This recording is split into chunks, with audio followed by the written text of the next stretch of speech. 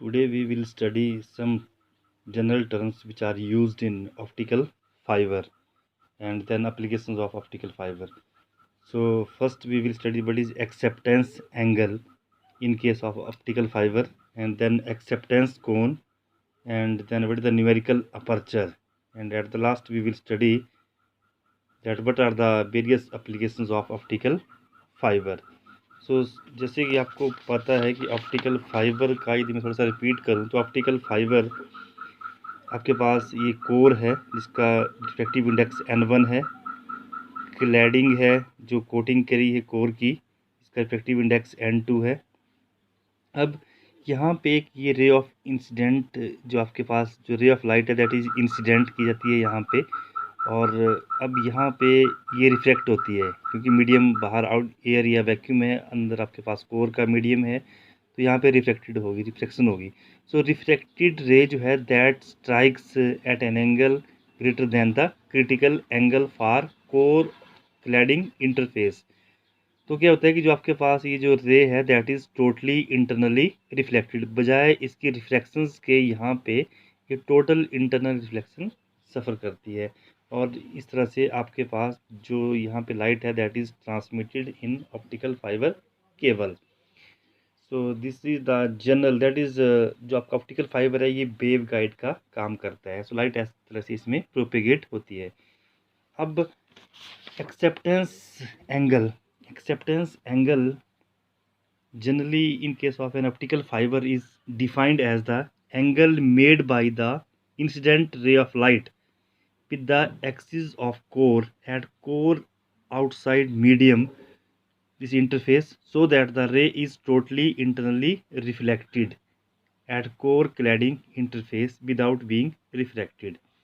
जैसे ये आपके पास ऑप्टिकल फाइबर है, अब यहाँ पे ये कोर है जिसका रिफ्रैक्टिव इंडेक्स n1 है, क्लैडिंग है जो कोटिंग की हुई है कोर के अराउंड, इसका रिफ्रैक्टिव इंडेक्स n2 है, और n1 जो है वो n2 से बड़ा है, और टोटल इंटरनल रिफ्लेक्शन, और जो बाहर का मीडियम है outside medium that is air और वैक्यूम, जिसका रिफ्रैक्टिव इंडेक्स n0 है, और ये एक्सिस ऑफ द कोर है। सो यहाँ से लेके यहाँ तक ये कोर है।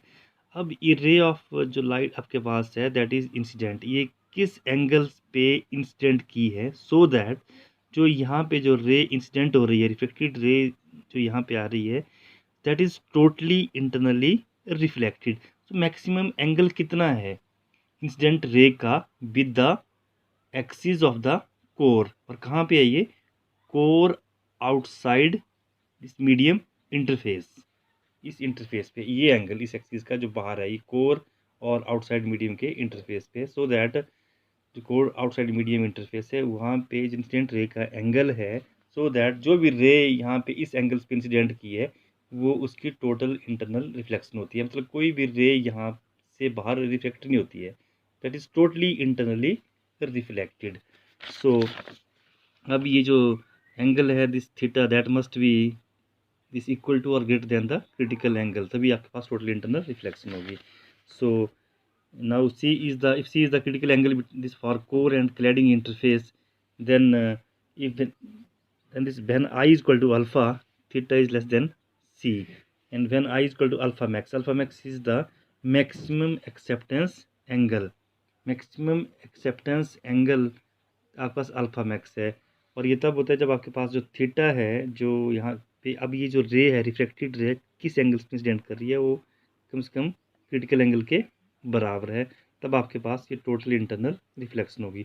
अब यदि हमने जो लाइट है इंसिडेंट की अल्फा मैक्स से ज़्यादा एंगल्स पे, that is when i is greater than alpha max is the maximum acceptance angle, then theta is greater than critical angle ज़्यादा होती है, then total internal reflection will not take place at core cladding interface, और यहाँ पे जो light signal है that will leak to the cladding. जब हम लाइट इंसिडेंट करते हैं मैक्सिमम एक्सेप्टेंस एंगल से ज़्यादा एंगल्स पे, that is when i is greater than alpha max, तो ये रे बजाय टोटल इंटरनल रिफ्लेक्शंस के यहाँ पे ये लीक कर जाती है क्लैडिंग में, इसकी रिफ्लेक्शन हो जाती है और ये लाइट प्रोपिगेट नहीं करती है। So therefore this is the acceptance angle, वो एंगल है जिस एंगल्स पे हम लाइट इंसिडेंट करते हैं, and that light after passing in the core that is totally internally reflected, इस तरह से ये ट्रांसमिट होती है। So this alpha or alpha max is the acceptance angle. इसके बाद है एक्सेप्टेंस कोन। तो एक्सेप्टेंस कोन आपके पास ये जैसे ये एक्सिस है, अब इस ये आपके पास angle ray of light incident की अल्फा मैक्सिमम एक्सेप्टेंस एंगल है ये वाली। So this is the cone, जो कोन बन रहा है this is the cone around axis of the core. ये एक्सिस है having angle is 2 times alpha max so that all the light signals which are incident within this cone और that is confined to this cone, मतलब जो भी रे हम light यहाँ पे इंसिडेंट कर रहे हैं that is totally internally reflected, that is all the signals falling within acceptance cone are propagated through the this core of the optical fiber। मतलब ये वो कोन बना जिसका जी आपके पास ये एंगल है 2 अल्फा मैक्स है कोर के दोनों साइड में, और जो भी रे ऑफ लाइट इसके ऊपर हमने इंसिडेंट की इस कोन के अंदर that is confined to this cone, that is totally internally reflected inside the core and that is propagated through the core of optical fiber। तो ये एक्सेप्टेंस कोन बन गया, एक्सेप्टेंस कोन। इसके बाद है numerical aperture. Numerical aperture of optical fibre physically gives the light gathering ability two of optical fibre. ये light gathering ability देता है कि जो भी लाइट एक्सेप्टेंस कोन के अंदर फॉल कर रही है that is totally internally reflected inside the core and that is transmitted. Now if greater the diameter of the core, greater will be the numerical aperture। जितना ज़्यादा डायमीटर कोर का ज़्यादा होगा तो न्यूमेरिकल अपर्चर भी ज़्यादा होगा, ज़्यादा लाइट गैदरिंग इसकी एबिलिटी होगी। और न्यूमेरिकल अपर्चर इस N A is equal to sine of alpha max. Alpha max is the maximum acceptance angle, और in this case in case of this refractive index it is given by numerical aperture equal to under root of n1 square minus n2 square divided by n0 square। n1 जो है वो refractive index है core का, n2 refractive index cladding का है, और n0 जो है आउटसाइड मीडियम का रिफ्रैक्टिव इंडेक्स है। जनरली ये आपके पास एयर और वैक्यूम होता है तो this n0 is approximately equal to 1। in that case na numerical aperture is equal to n1 minus this n1 square minus n2 square under root. तो ये न्यूमेरिकल अपर्चर है, it just gives the this light gathering ability. जिसका physical जो concept है, जो इसका meaning है that is totally the light gathering ability of the optical fibre. Light gathering ability को हम मेजर करते हैं न्यूमेरिकल अपर्चर से। अब हम पढ़ेंगे एप्लीकेशंस ऑफ ऑप्टिकल फाइबर को, जो what are the main application of optical fibre. तो first that is public network application. जैसे आपको पता है optical fibre that is generally used in communication purposes और that is traditional communication and it is preferred over copper cables, क्योंकि ये ज़्यादा आपके पास लाइट वेट होता है, फ्लेक्सिबिलिटी ज़्यादा होती है, बैंडविड्थ और ये स्पीड ज़्यादा प्रोवाइड करता है डाटा ट्रांसफ़र की, and there is no cross talking और cross transfer of signals. Shock resistance है क्योंकि ये आपका ग्लास और प्लास्टिक का बना होता है, इंसुलेटर्स का बना होता है, डायरेक्ट्रिक का कॉस्ट कम होती है, लाइफ स्पैन इसका ज़्यादा है, and it is used in case of use to connect this user and the server in variety of network settings.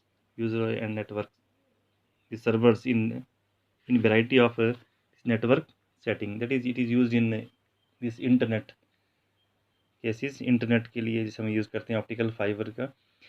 इसके बाद इसका हम यूज़ करते हैं मिलिट्री एप्लीकेशंस और डिफेंस पर्पसेस के लिए, क्योंकि आपको पता है कि जैसे one of the most important applications optical fibre की communication is within military mobiles such as aircraft और दिस शिप्स एंड टैंक्स, क्योंकि इसका स्मॉल साइज़ होता है और ऑप्टिकल फाइबर का वेट कम है इसका, तो it is preferred over copper cables in case of this spaceship और this aircraft and ships and tanks. और then it is used in industrial applications. Industry में इसको यूज़ करते हैं, that is used in chemical processes and petroleum refining plants, and that is used in computer applications. Computer application में इसका use करते हैं।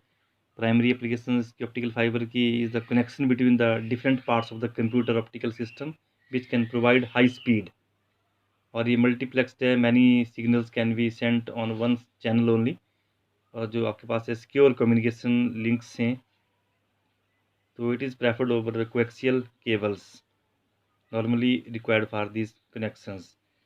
इसके बाद इसको हम यूज़ करते हैं ऑप्टिकल फाइबर सेंसर में भी यूज़ करते हैं इंडस्ट्री पर्पसेस के लिए, क्योंकि इंडस्ट्रीज़ में आपको जैसे पैरामीटर्स हैं जैसे आपका डिस्प्लेसमेंट्स है, आपका प्रेशर है, temperature, flow rate, liquid level, chemical composition etcetera, that has to be measured very accurately. So this can be done by using optical sensors which are made up from optical fibers. So जैसे आपका optical fibres होते हैं, तो ये हम optical fibre sensor में use करते हैं पर्पजेज, जैसे जैसे माना मतलब they can be use to measure even a very small change in the quantity. Maximum sensitivity होती है. जैसे fibre optic temperature sensor is use for measuring temperature difference. यदि हमने बहुत ही कम टेम्परेचर डिफरेंस मेजर करना है, then we use fibre optic temperature sensor. So optical fibre sensor में इसका यूज़ होता है. And then applications of optical fibre with the laser. इसको हम यूज़ करते हैं under water communication in navy, क्योंकि यदि हम सिंपल क्योंकि हम ऑप्टिकल फाइबर केस में जो सिग्नल भेजते हैं वो लाइट की फॉर्म में भेजते हैं. यदि सिंपल लाइट होगी that will be absorb, but लेकिन हम सिग्नल भेजते हैं लेज़र की फॉर्म में, और लेज़र आपको पता है हाईली कोहेरेंट होता है. So that can propagate a long distance. So it is used in under water communication in this navy. And then optical fiber with the help of laser has very important this medical applications. Bundle of optical fiber is used to illuminate or imaging the body parts which are inaccessible. जैसे हम endoscopy में इसका use करते हैं, जैसे different जैसे image draw करनी, इसकी हम देखनी है, इमेजिंग करनी है टिश्यूज़ की, ऑर्गन्स की, विदाउट, ठीक है, मतलब इसका हम जैसे टिश्यूज़ का, ऑर्गन्स की इमेजिंग करनी है ह्यूमन के, तो उसके लिए हम यूज़ करते हैं optical fibre with the help of laser. So laser are now increasing used in this bloodless surgery. So optical fiber with the help of laser has very important this role in medical science. So these are some important applications of optical fiber.